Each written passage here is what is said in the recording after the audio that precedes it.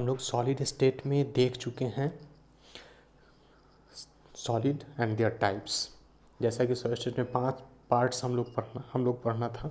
सबसे पहला था सॉलिड देयर टाइप्स, दूसरा lattice structure and unit cell and their close packing, तीसरा पार्ट था इम्परफेक्शन डिफेक्ट्स, चौथा इलेक्ट्रिक प्रॉपर्टीज़ ऑफ सॉलिड, पांचवा मैग्नेटिक प्रॉपर्टीज ऑफ सॉलिड।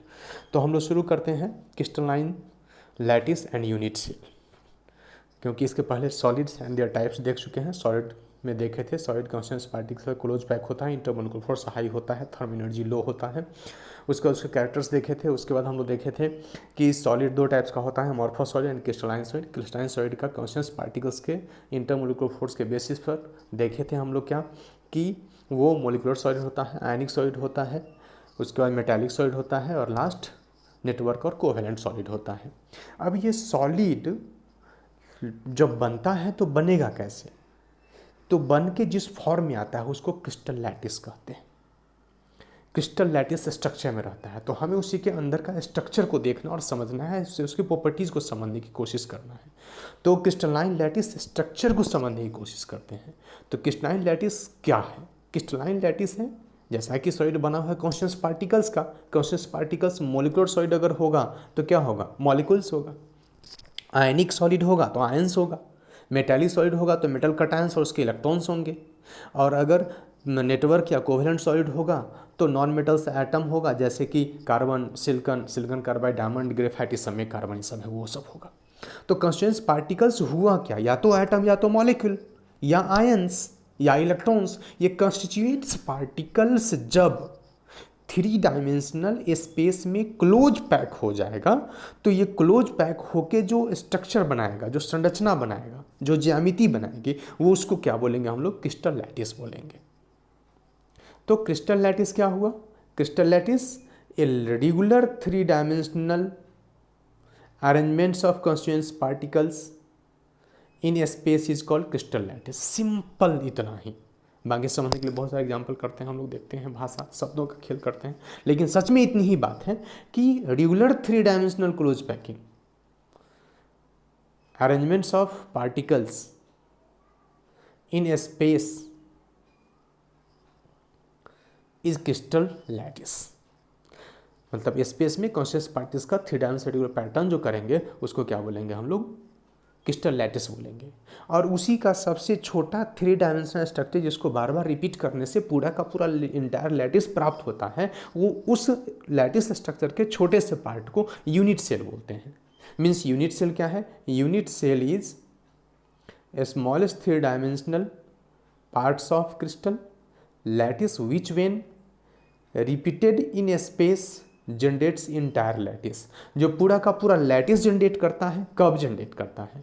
जब हम उस पार्टिकल्स को स्पेस में बार बार रिपीट करते हैं। वो कॉन्स्टिट्यूएंट्स पार्टिकल्स के समूह का एक सबसे छोटा सा यूनिट है।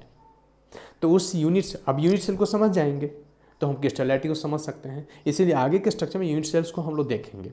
नाउ क्रिस्टल लैटिस और यूनिट सेल को समझने के लिए रिप्रेजेंट कैसे करेंगे? तो क्रिस्टल लैटिस को रिप्रेजेंट करने के लिए हम लोग 3 चीज़ का प्रयोग 2 ढंग से रिप्रेजेंट कर सकते हैं। एक open lattice structure,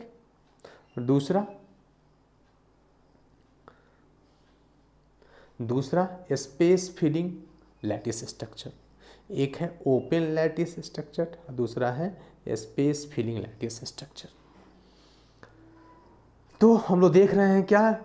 open lattice structure, यानी constituents particles co dot dot dot करके मिलाएं, और डॉट डॉट को अगर करके मिलाएंगे तो इस तरह से जो बनेगा उसको ओपन लैटिस कहेंगे। और कॉन्स्टिट्यूएंट्स पार्टिकल्स रियली अगर प्रेजेंट रहेगा, रियली प्रेजेंट होकर के अगर बनाएगा, तो कॉन्स्टिट्यूएंट्स पार्टिकल्स का रियल प्रेजेंट से बनाएंगे तो उसको लैटिस स्ट्रक्चर का स्पेस फिलिंग लैटिस स्ट्रक्चर या स्पेस फिलिंग रिप्रेजेंटेशन कहेंगे। और सिर्फ डॉट डॉट से अगर बनाएंगे तो उसको बोलेंगे क्या हम लोग? ओपन लैटिस स्ट्रक्चर बोलेंगे।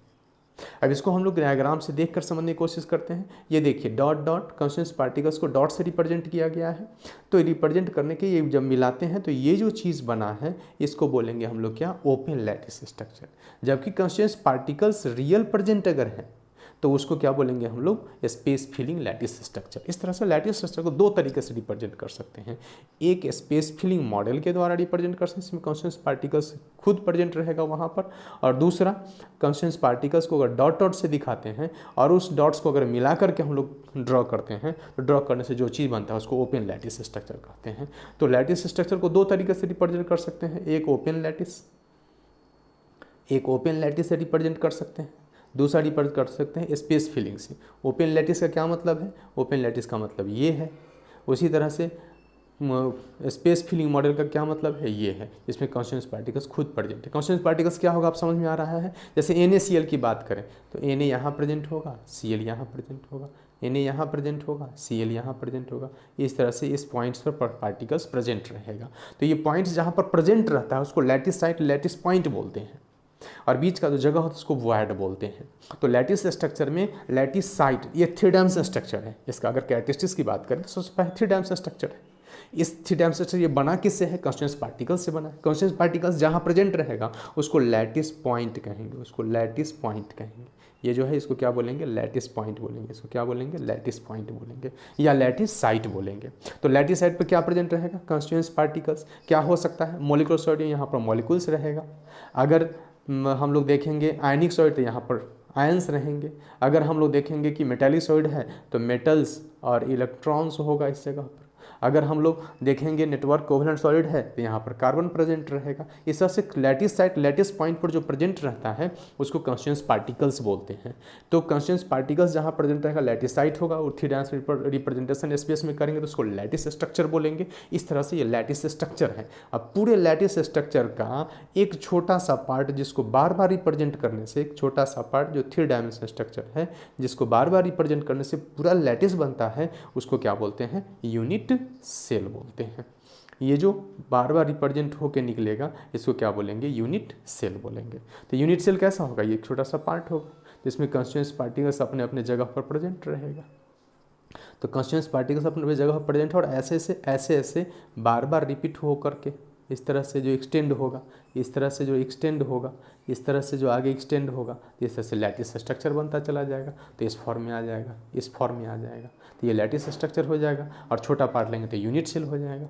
इस तरह से यूनिट सेल को रिप्रेजेंट कर सकते हैं। यूनिट सेल टोटल कितने टाइप का हो सकता है, मैक्सिमम ब्रेवे के अनुसार से एक टोटल 14 हो सकता है। 1 2 3 4 5 6 7 8 9 10 11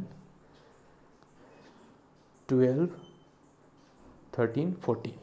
इस तरह से टोटल कितना हो गया, 14 टोटल यूनिट सेल हो गया। तो सारे यूनिट सेल को देखेंगे, टाइप्स ऑफ यूनिट सेल में देखेंगे, जो अगला वीडियो में आपको रिप्रेजेंट करते हैं टाइप्स ऑफ यूनिट सेल। अभी तक हम लोग देखें lattice structure, unit cell. Lattice structure किसके लिए देखें हम लोग, लैटिस स्ट्रक्चर क्रिस्टल सॉलिड को रिप्रेजेंट करेंगे, उसका जो स्ट्रक्चर 3D बनेगा वो लैटिस स्ट्रक्चर होगा। वो क्या होगा, लैटिस स्ट्रक्चर होगा, लैटिस स्ट्रक्चर होगा। और लैटिस स्ट्रक्चर को रिप्रेजेंट 2 तरीके से कर लेंगे, स्पेस फिलिंग, ओपन लैटिस। इस पूरे लैटिस का सबसे छोटा पार्ट क्या होगा, सबसे छोटा पार्ट यूनिट सेल होगा। यूनिट सेल के बार बार रिपेयर करने से क्या बनेगा, लैटिस स्ट्रक्चर बनेगा। यही लैटिस स्ट्रक्चर यूनिट सेल है। लैटिस स्ट्रक्चर कैरेक्टरिस्टिक्स और यूनिट सेल का टाइप्स हम लोग देखते हैं आगे।